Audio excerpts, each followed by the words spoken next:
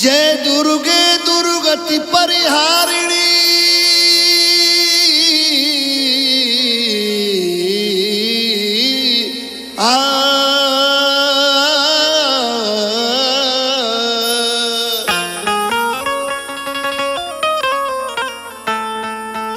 जय दुर्गे दुर्गति परिहारिणी शुभ विदारिणी मातु भवानी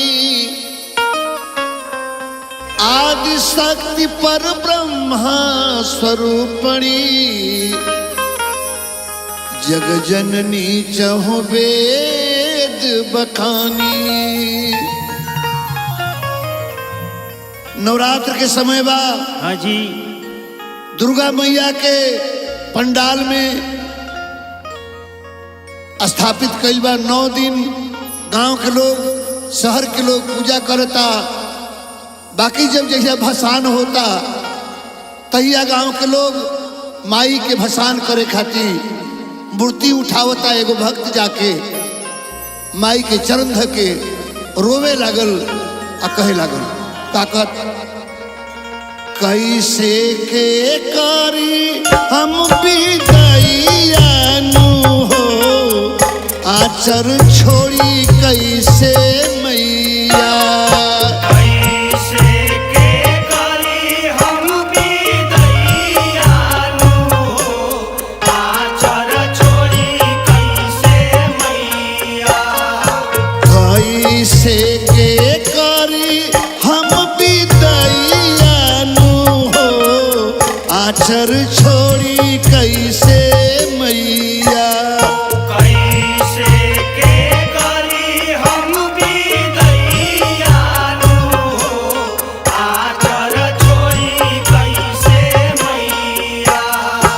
आवेला बहु तेरो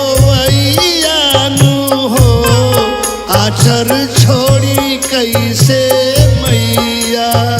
आवेला बहु तेरो मैया नु हो आचर छोड़ी कैसे मैया। आवेला बहु तेरो मैया नु हो आचर छोड़ी कैसे मैया।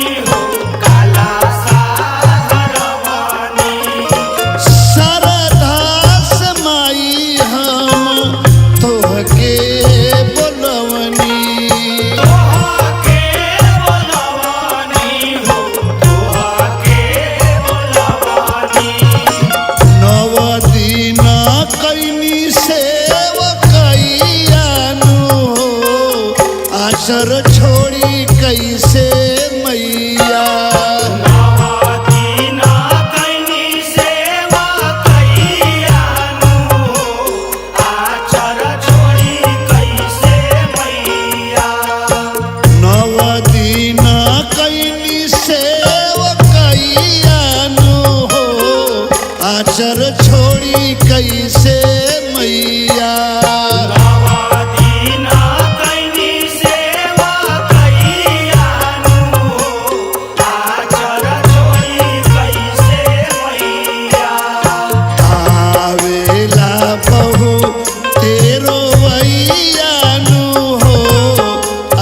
आचर छोड़ी कैसे मैया आवेला बहुते रोवैया नु हो आचर छोड़ी कैसे मैया आवेला बहुते रोवैया नु हो आचर छोड़ी कैसे मैया